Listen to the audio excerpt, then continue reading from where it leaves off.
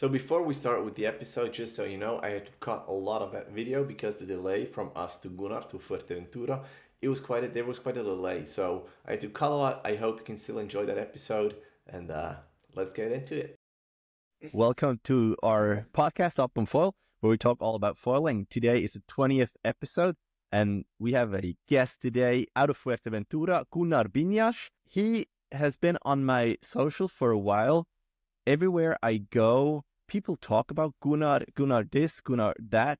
I listen to podcasts about winging, foiling, whatever, and everywhere there's Gunnar. So thank you, Gunnar, for coming on our show as well, and maybe clarify a few things. What I've read about you: 2021 Wingfoil League champion, Spanish Wingfoil race champion, worked for North in Indiana. A lot of things to know about you, but really hard to get some bullet points, and maybe you can help us out later on. Sportsman, waterman through and through, living in Fuerteventura. Gunnar, thank you for coming on the show. Is there anything you want to add right away?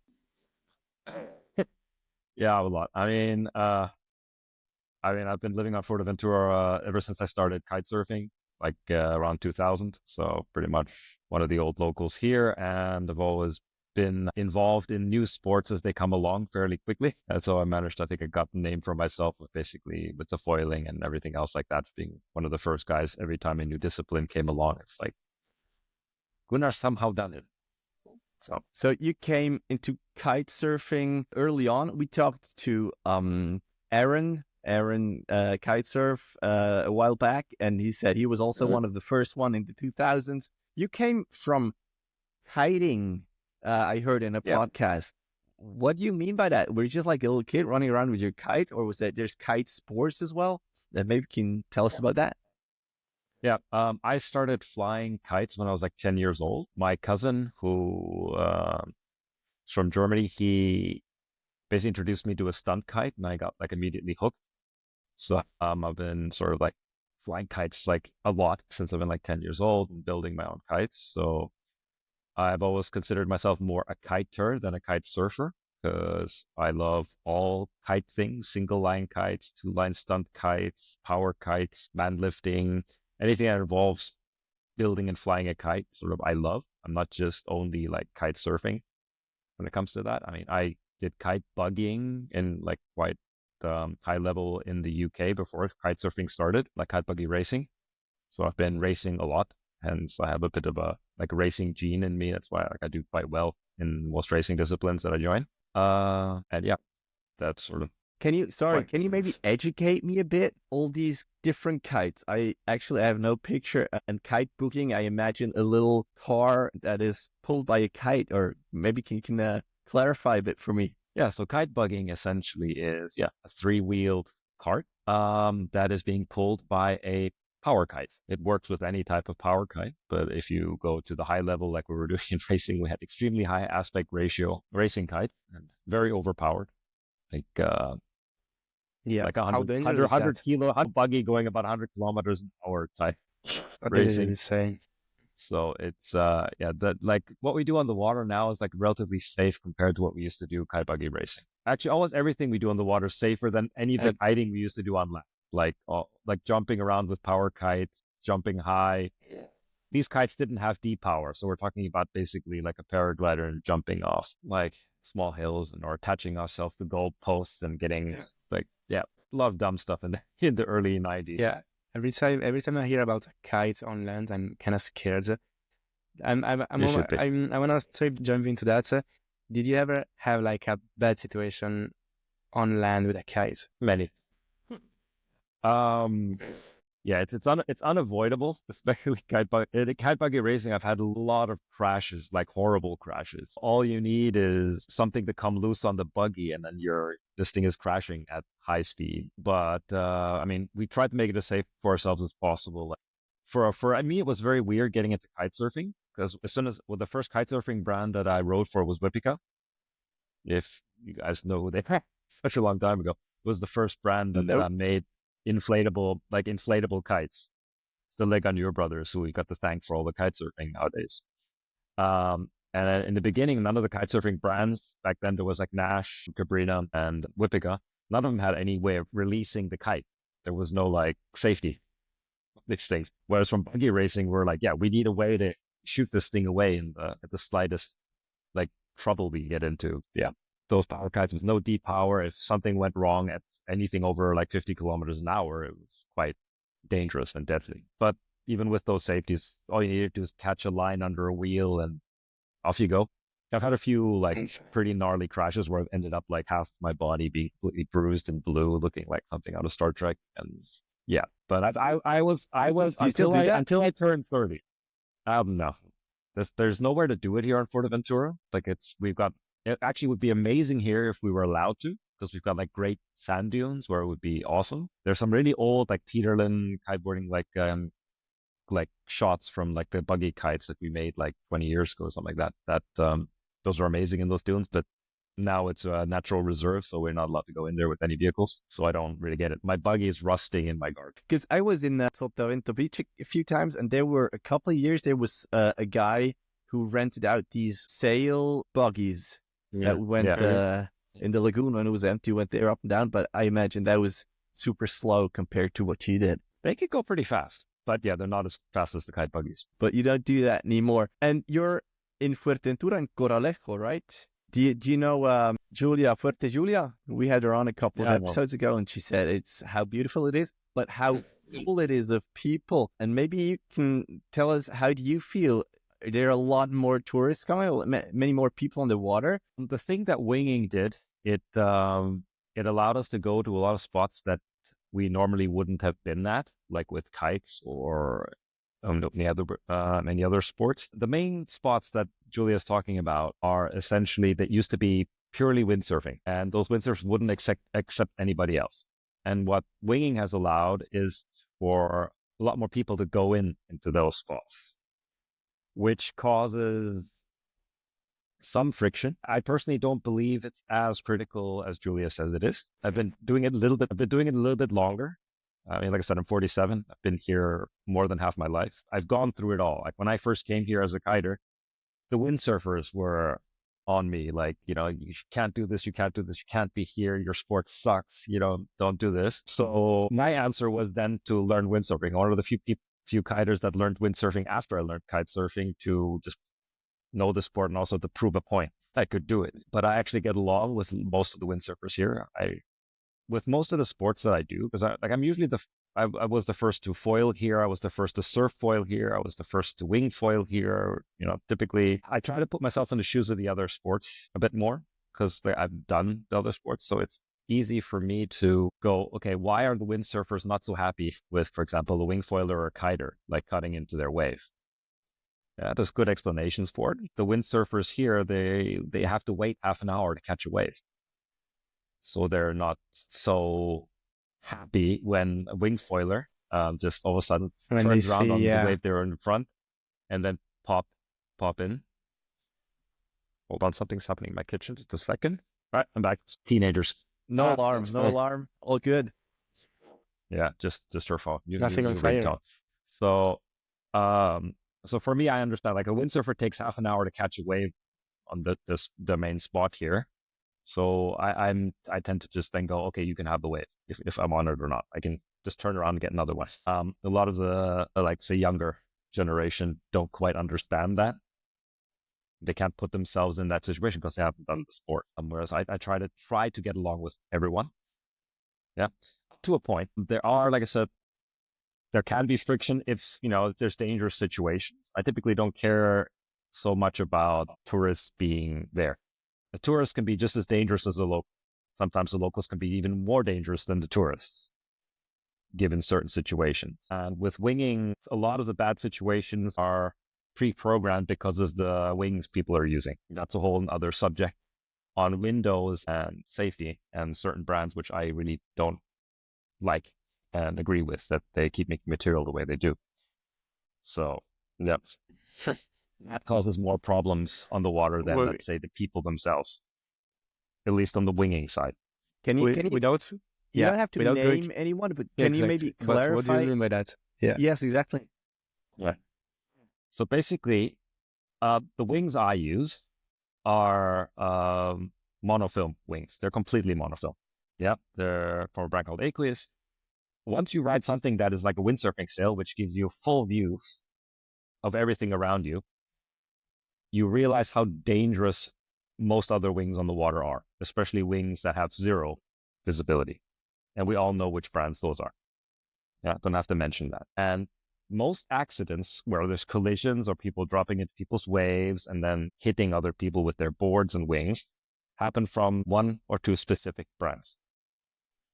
Yeah, man, it's always the same. I didn't see you. Yeah.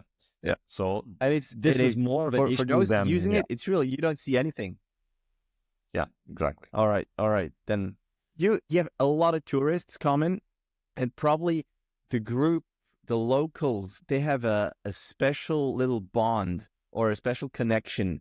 Everyone probably knows everyone, right? So are there any problems between people living there, maybe trying to get more jobs teaching or getting room for their pupils? Or are you guys on the same level and talking to each other? It's very cliquey here. You have the Spanish locals, you have the German locals, you have the Italian locals.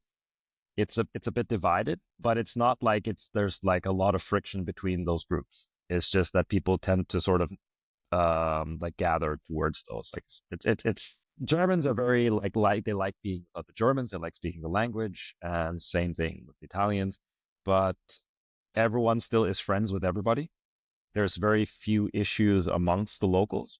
There's the usual odd, after some, for example, a collision or something, or somebody's broken some material that for like a week, everyone, like those two people hate each other, but then, it sorts itself out. This is like normal human beings, but we don't actually have like massive friction. I've never tried to be so much part of any of the cliques. I tend to typically keep to myself. I'm known as a fairly, I'll say, antisocial guy on the water, because when I go on the water, I don't talk, I don't yell, I just go on the water. I am concentrating on my thing because it's also my job. I'm most of the time I'm on the water, I'm actually not enjoying it. I'm testing stuff. I'm in and out of the water. It's work.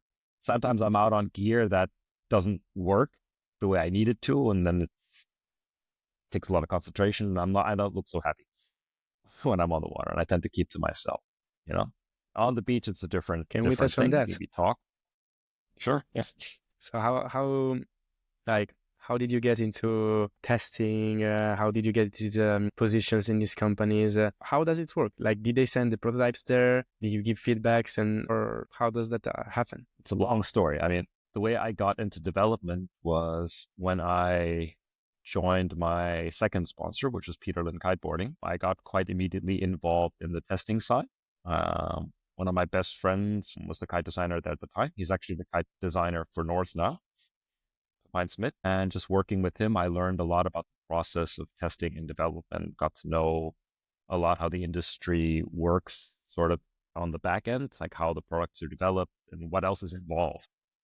A lot of people don't know, like there's a lot of stuff that goes around in the background that has almost nothing to do with actual design and testing. There's material sourcing, trying to figure out how to actually build things. For example, something like a kite bar is not as simple as people think it is to manufacture safely. So I got quite heavily into that, especially on the accessory side at Peter Lynch, trying to figure out, how the bars would work. Back then the holy grail back then was to get bars that could be spun and the safety leash would spin with it and all that stuff. Everything we take for a given now.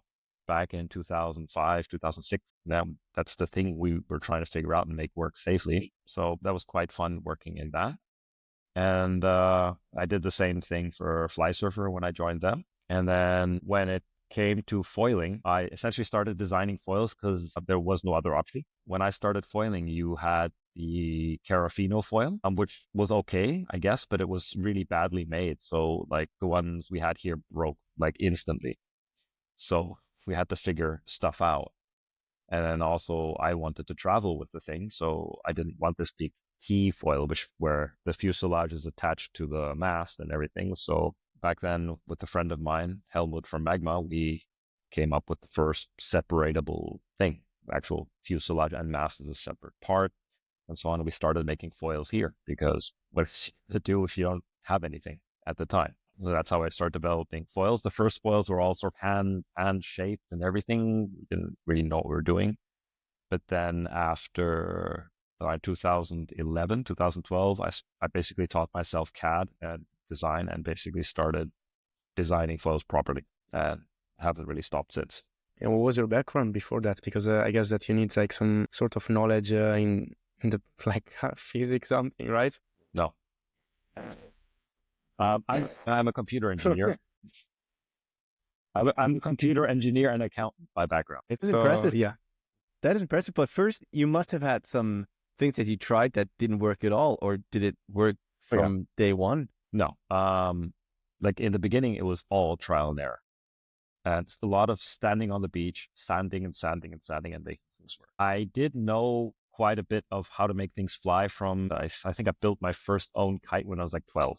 So it's not like I started like completely from nothing with the kite foiling, something that flies and something that flies underwater. The rudimentary basics of design are still fairly similar, especially when it comes to geometry and so on. So it wasn't completely new. It still was a lot to learn, but even back then there was a lot of resources, especially from the US Navy. There's a lot of literature on hydrofoils from about the 60s to the 80s, where they did most of the testing and most of the math.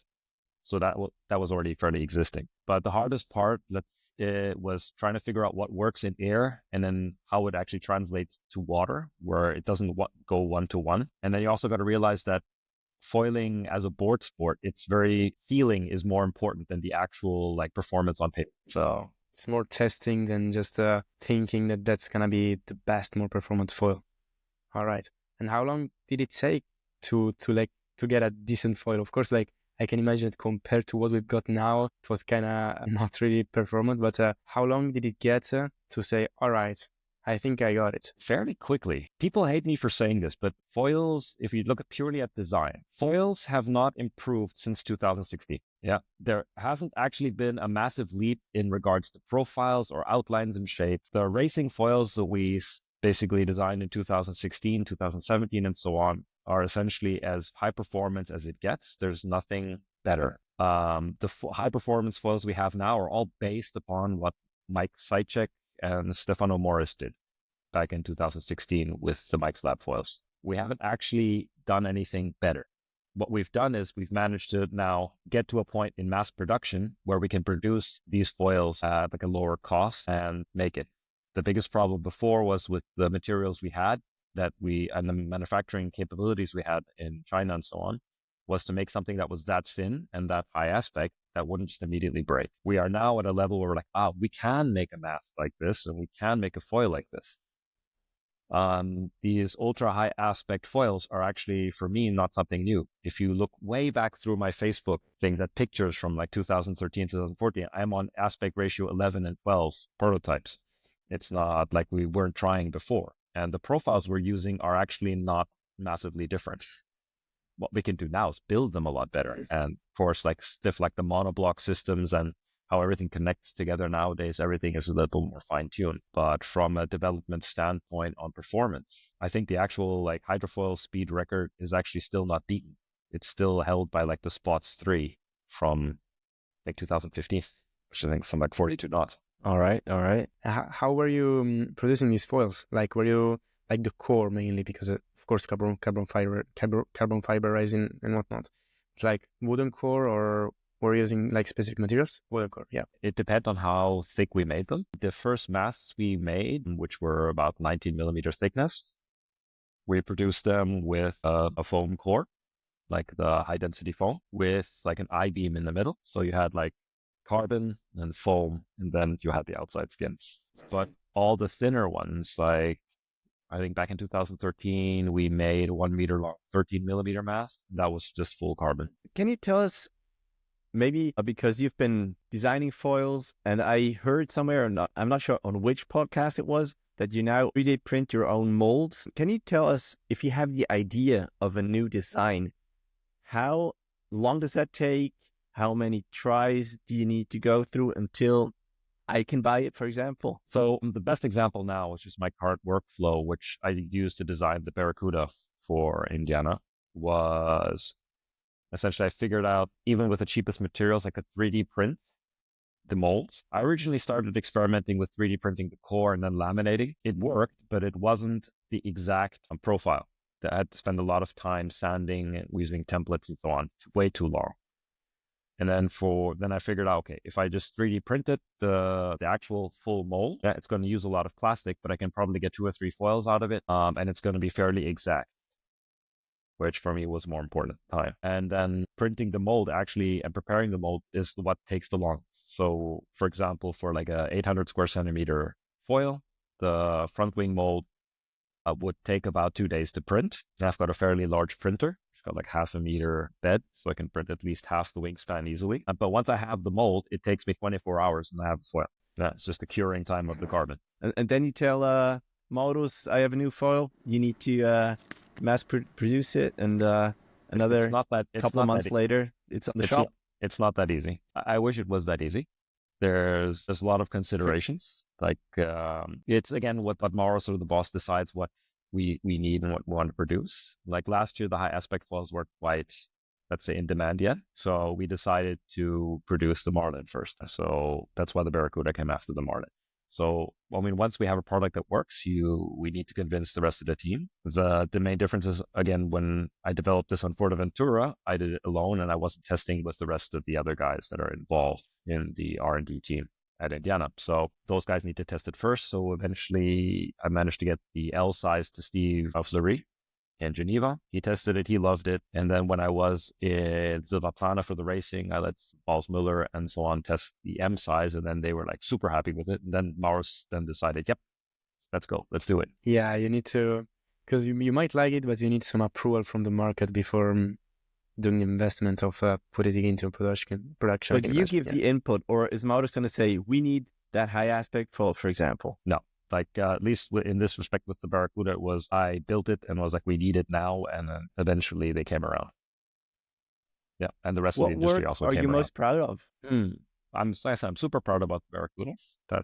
Because it's something I made it because it was something I wanted to ride, and it turned out better than I expected it to. I wanted to build something that was just as high performing as the best race foils out there, but was like a mass produced product. So that was, I achieved that goal and made it even bit better than I thought I would, especially on the pumping and the low end side. I've always been proud of the boards that I produce. We've always been a couple of years in advance of the rest of the industry. Like when we brought out the first wing foil boards in 2022, we were the first to actually have what shapes look like now. Like back then, if you remember all the other boards from the bigger brands, you had massive kicktails, double, triple concaves in the nose, no tail rocker, barely any scoop, like super draggy boards that made it impossible to do the sport under 15 knots. And we essentially came around and went, oh, look, no, we have a nice slalom rocker line, scoop rocker line, no gimmicks at the bottom of the board that cause any drag. So I've always been quite proud that we were like the first to actually bring out proper wing boards like 3 or 4 years ago. Talking foil, is the Condor XL also your piece of art? No, that we have Jerome Badu to thank for. He designed that? Yeah, he came to us with that idea like 2 years ago, I think, or not quite 2 years ago, where he set the record for like an hour and a half on the 1396. And he was like, I have a better idea. I want something a bit more efficient, a little bit even higher aspect and so on, not so geared towards beginners. So he came to us with the idea, and then him and Jan, who's our engineer, they perfected that. Because for me, pump foiling is super difficult on Fuerteventura. It's too windy most of the time, and we have nowhere to start easily. Plus, you have wind, you have swell. You don't need that, right? Here in Switzerland, where I live, I'm happy to go pump foiling because there's nothing else to do most of the time. So yeah, exactly. I've gone through your YouTube. I don't know if I've seen every video of you because there are quite a bunch, but I've never seen your workspace. I've never seen the 3D printer. Is that all secret, or do you give sneak peeks sometimes to people? Anybody who comes to the house can see it. If you want to tour, hold on. See if the connection holds. That would be awesome. Hold on. Yeah. All right, that would be awesome. Hold on. It's a bit dark, but if I turn this around, the 3D printers live here. Can you actually see anything? Yeah. Okay. There's the big bed one, and I use the smaller one for smaller parts like adapters and so on. And I have to see if the Wi-Fi signal will hold if I go into the bigger workshop. The youths don't disconnect. And this is where I do most of the shaping and stuff. Am I still connected? You can see this? Yeah. Oh, no. Oh. Connected. No, not anymore. I guess. Okay, that went too far. Hold on. But I have a way, I think. Hold on. Because I have a window into this thing. You can see this. All right, so this is the workshop. If you guys can see that now, so I'm still connected. Yeah, nice. Yeah. Up there's a bunch of molds for like the newer foils that I'm making up on that shelf.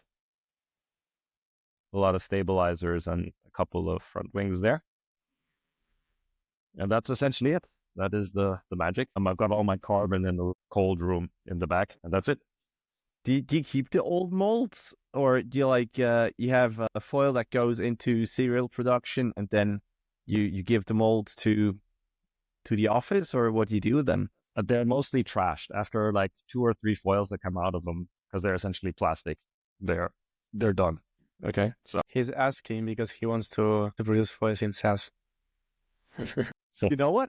Actually, I just bought some carbon fiber and I wanted to do at least a stab. So I 3D printed one. You can actually see it in the back, the small one here, but it hums. So I thought I'd buy some filament. I don't know how you call it. The thing that goes into the 3D printer that has carbon fiber in it. I'm going to try to print the small one. And if that doesn't work, I'll try to 3D print a mold and do that. That doesn't work? Try that. No, maybe you go 10, 15 meters and then it will actually snap. The carbon fiber reinforced PLA. Snap even. Yeah. Yeah. That doesn't work. Because this one is like maybe 20 centimeters, pretty small. And it bends a lot. You can see it's flexing. But the other one will snap, you say. You'd be surprised how much force is still on the stabilizer. It's like if you want to test your force, put it on your fuselage, put it up on 2 blocks, and then stand on it. That's essentially the force that's going to be put out on that thing when you're riding. So it's eventually going to... It's holding up pretty good. Yeah. Okay. But the thing is, that's flexible. That's just PLA. Yeah. If you print it out of carbon reinforced PLA, it'll be stiff. So with stiffness comes like brittleness. So at a certain point, it'll just snap off, and then it's a long swim back, especially if it happens to your front wing. Yeah. And if your stabilizer goes, I got good when I was trying to 3D print like the stabilizers in the beginning. I got quite good at riding back to the beach with half a stabilizer. Yeah. That is super interesting. But yeah, as I said, now you're full professional, and the molds, you don't need them anymore. Is there anything like now you have the Barracuda that came out, but I can imagine you're already on the next project. Yeah. Anything you can talk about? Not really. No, I mean, essentially, people can guess, but I mean, the Barracuda was an aspect ratio 10 wing that was basically finished the sizes end of last year. So obviously working on higher aspect things. I like to stay on the performance and glidey side. Andy and Jan, the other designers, are more for like the wider user market. So the medium aspect foils, the pump foils, and so on. I am just more about going fast and gliding. I'm really into downwinding now, and also with the para wings and so on, the sort of easy downwinding. So I like making foils for that. So pretty much that's what I'm working on, and new boards. What foil would you recommend to downwind? Because I was downwinding the day before yesterday. It was like 0 to 2 degrees. It was way too much wind, like 25 to 35 knots. I had your big board, and I had the Condor M because that's the only foil I have. Yeah, it's too big. I used the Roger Parawing, which was way too big as well. Any foil you would recommend for that? In that wind, you want something fast. Like I think you sent me the video of those conditions, and I would be on like a Barracuda S, like a race foil. If I'm that powered up, if I like I said, if I had that wing and I was so lit up and on a big board, I would have definitely taken like 600 or smaller square centimeter foil because it would be fun. It'll allow you to turn on those waves rather than just going straight. Condor or any pump foil has a problem. As they go fast, they will pitch down. That's just the way the pump profiles work. So they're not lent to being very good downwind foils, especially in good downwind conditions. Like really crappy light wind where there's like a foot of swell. Great. They work great for that. They never get past the 10, 12 knot speed. where you have like a pitching moment. But if you have good downwind conditions, like here, there's no wave that's going to be under 15 knots. It's always going to be over that speed threshold. So you need foils that work. And then obviously you want something that glides, so you don't have to re-engage your parawing or start paddling again. So you want something that's high aspect that has a broad speed range, which allow you to slow down to make turns, but still has enough speed if you need to overtake a couple of waves to stay on your main swell, that you have that option too. And for example, pump foils do not allow that. Pump foils stick at one speed. They reach that like 9 to 10 knot wall. Yep. And that's it. That there's no acceleration after that. And all waves are faster and you get stuck and then you get bogged down. It's just not fun. That's super interesting. Maybe we can, now you talked a lot about your work and whatnot. Maybe we can ask some question about your personal life, because you've been a racer. You did a lot of freestyle tricks. And in one podcast, you said that you get a little older and these 3-4 spins that the youngsters do, you're not up for that? Not anymore, maybe. Are you still racing? I heard that you want to do the Defi Wing. Did you do it? No. I was going to do it last year. But talking about personal life, I got divorced last year. So sorry to hear. That sort of screwed up all my plans. I mean, it was not a good time in my life, and I pretty much lost all motivation to do any competitions or anything like that. So my plan of doing Defi Wing just went straight out the window. I was fully prepared. I had like a 300 square centimeter mic slab foil and everything. I was ready to like just go kick ass. Because I've always been one of the fastest in all the racing fleets in a straight line. So for me, I was like, all right, I've always missed Defi Wing because there's always been another competition that I had to go to. 2024, I'm going to go kick ass. And then it was like, oh, well, that's not happening. So you stopped competing. Yeah. I mean, my first race last year was like in June, where my mom just pulled me. It was like, get your butt to Switzerland and like, stop moping around and do something. So yeah, I did that one race last year. So that was probably also the post that I've seen where you said you were in Silvaplana, you had a hard year. So that was probably due to that divorce then, huh? Yeah. All right. Sorry to hear. Yeah, it happens. Can imagine. I have a question about the old products, because I can imagine your garage is full of foils, not just your test foils, but I guess you also get them once they're mass produced to maybe compare to your tests if it's on the same level. Do you all keep those, or do you have to hand them back? Do you have to throw them away maybe so people don't get your special original foils? What happens to those things, and how full is your garage? The garage is extremely full. It's not just my garage. If you look back at that video I just showed you of the workshop, that workshop goes all the way to the back, and then there's a storage thing on top of that where I keep all like essentially the museum pieces. And my garden is full of museum boards. So it's like kite boards from like the early 2000s, and probably all my first designs for foil boards for kite foiling and wing foiling are back out there. The ones that survived, there's a lot of stuff that got broken or, lost or things like that, which I regret not having. But yeah, but nowadays, like the old prototypes never survive. Like we have to do essentially breakage tests. We have to figure out where these things will break and so on and so on. So it's very rare to have an old prototype that is still in one piece, especially here. Yeah, but I guess that you don't sell where you live because you're living in the every foiler's dream, probably. Yeah, it's good. You said, Gunnar, before that when you go in the water, it's not fun, it's work. So, but you still enjoy going on the water, or not at all? And you feel like maybe you're going to change career somehow? Because, I mean, I don't hate my job. Of course, I don't love it all the time. But how's your journey going? What's next with Gunnar? Let's say I'm slowly recovering from last year. I mean, if you would have asked me the question last year, do you still go out to have fun on the water? It was no. I was trying, but like nothing was fun. Winging wasn't fun. Kiting wasn't fun. Surf foiling wasn't fun. Surfing is definitely not fun on this island anyway. And yeah, what got me through last year, if you sort of see that in the background, is archery. That's a sport that I do with my daughter now. So it helped me connect with my daughter a lot more, and it's a very different sport.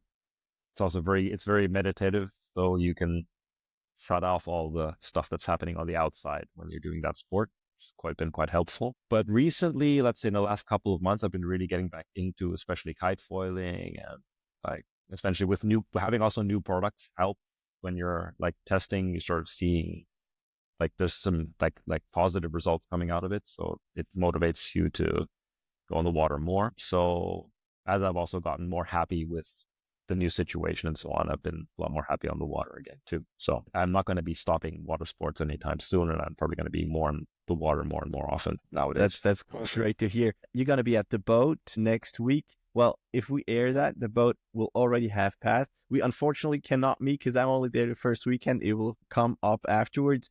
But I have a question because I read somewhere, not sure if that's correct or not.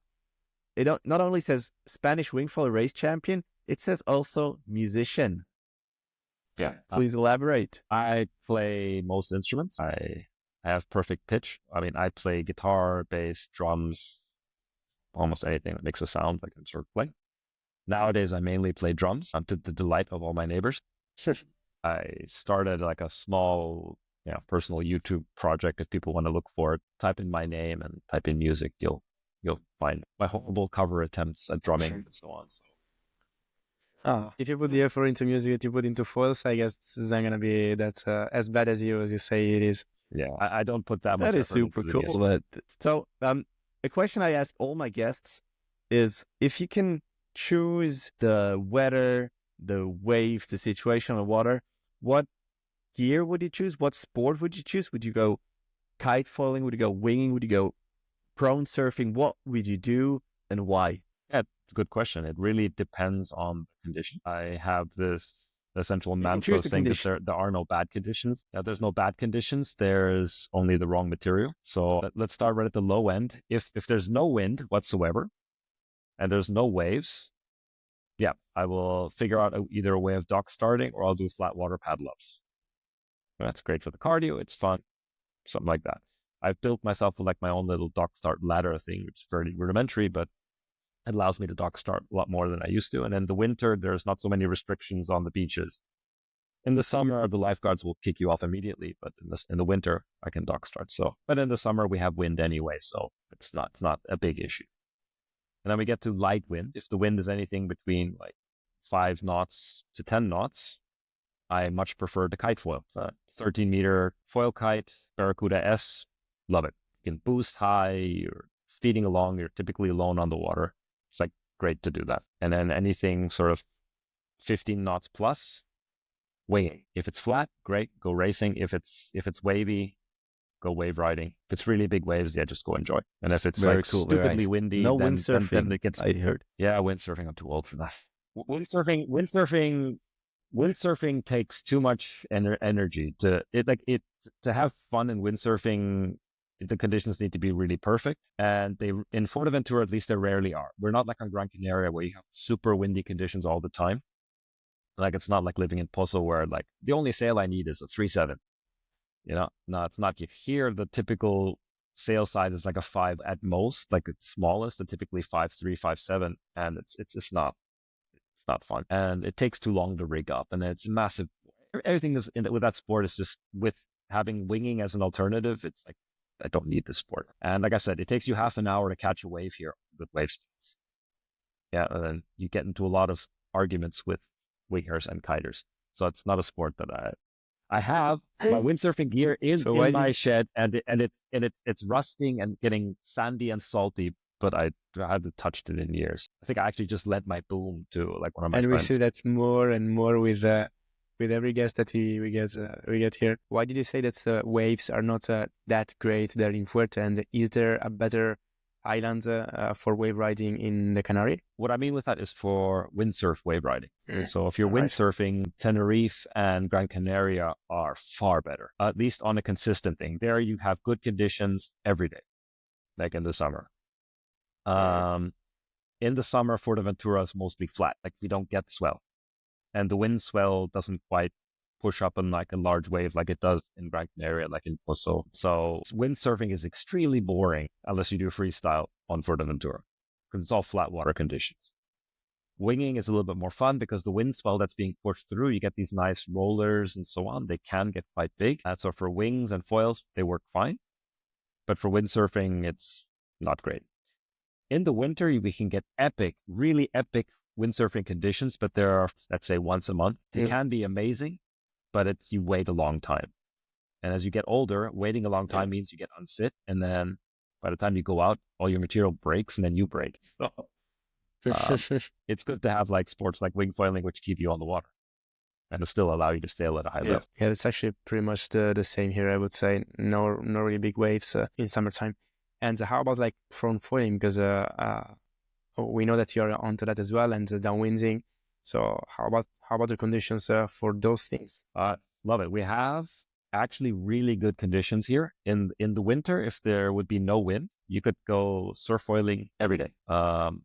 We have a couple of spots which are amazing for surf and sub foiling. Like, I don't need to hide Flag Beach. Flag Beach at low tide with an northeasterly swell is bloody amazing for all levels of surf and sub foiling. Yeah, you have a nice long wave that doesn't break on rocks or anything. Yeah, it's paradise. If you want to learn to surf well, that's the beach you want to go to. It's gotten full with like, I think 10 people. We have other, let's say, more popular spots, which if I would tell you what they're called or where they are, then the locals would be extremely annoyed with me for doing that, even though I'm probably the first guy who went there. But I can understand it there. It's a bit secret spot on the North Shore and so on. It's gotten very full, but it's still not as full as surfing. Surfing, I love surfing, but it's impossible to do. I mean, I used to drop my daughter at school and then go like for a surf at Rocky Point or something like that. Now, even at like 7:30, 8 o'clock in the morning, it's like there's 100 people in the water. Like there's like, you're not going to catch a wave. So it's just like, I'd like to do it, but I'd much rather just take my surf foil gear, go like 2 beaches down and catch 50 waves. Yeah, go home happy rather Even though than there's fighting more, with so many people. And sometimes you get really and that's long. pretty You much have a what longer Julia ride said with as well. foils. You have much longer ride. Like at Flag Beach, if you can catch the wave on the left, it's a 2-3 minute ride. Yeah, I saw that video. It looked amazing. Really cool. So listen, I'm actually through with my list. If anything else you want to add, Gunnar? I exhausted all my questions, and I think it was a great episode. But if Gunnar, you have anything to add, maybe you do. Not much. Just to say the future looks actually quite bright. All right. Things have slowed down a little bit on the wing foiling side, but now with para-winging coming in, I think also talking with a lot of like the other, let's say, sailing brands. I mean, we're going to see a lot of new para-wings coming out. We're just at the beginning now. Like the para-wings you see on the water now, that's very rudimentary. As coming from a kite design standpoint, there's so much more we can do and so much cooler things we can do. It's going to be, You're right. I think it's going to be, So, it has a potential to actually be an almost bigger sport than winging. So we definitely need to keep an eye on this as a sport. Why do you think it's going to be bigger than winging? Because you can pack it easier, don't need to bring 2 backpacks and a pump. It's one thing. It's less fragile from a material standpoint. Again, if you're purely into wave riding, the purest thing you can do, I love surf foiling because there's nothing in your hand. You know, it's like stand-up paddling is sort of the next thing along. But like, for example, going on downwinders paddling, you need to have a very high level. And at a certain age, sometimes you don't have the energy to do it. Whereas with para-winging allows you to do it. Just on the downwinding side, but also you can go into large swell where you'd normally just tow into with this wing. Even if you get washed, it's not a problem. You still have the wing with you. And it's going to allow people to get into it. It's going to be a fairly easy sport to learn. It's fairly safe. And you just have to look at the cost. And I'm hoping that para-winging is not going to go quite the way that winging went on the cost side. Winging has gotten extremely expensive, and I don't quite agree with the pricing at the moment on all the wings. Especially, again, getting back to like the wings I ride made out of monofilm. They are very cheap compared to something made out of Velula, which, however, is in the same weight class. Like the aqueous wings are maybe 100, 200 grams heavier than like an Alula wing, but costs, 1,400, I think, for a 6 meter compared to like $3,000. So so at the moment, a para wing, which is like $900, it's still expensive for what it is. And I think with more and more brands getting into it, the price will actually come down in the beginning. Just knowing how much something like that is to manufacture, it's quite interesting to see that it's almost 1,000. But there's a lot of potential there, just alone on price. All right.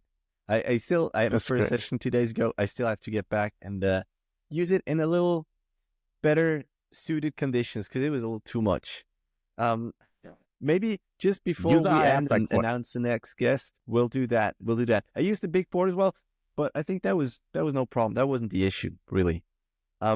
Maybe you can just as a maybe public announcement, you can just tell me what you said before again, because I introduced you as Gunnar. You said that people call you differently. How do you introduce yourself if you don't know what language the other one speaks? I just typically introduce myself as Gunnar, or essentially as Chinatown, because I've been known as that for so long. All right, then we'll do that the way you said. Next episode is going to be with Sam Goddens. He's making sustainable foils at Onyx Foils. You've probably heard of him. He also organizes huge events, and I'm really looking forward to talking to him. I'm pretty excited. I have never heard of that brand before, and I'm looking forward to hear his vision and what he has to tell us. Awesome. Great time. So thank you very much, Gunnar, for being here. And thank you very much, everybody, for listening. See you in the next one. Bye-bye. All right. Bye. Thanks for the interview.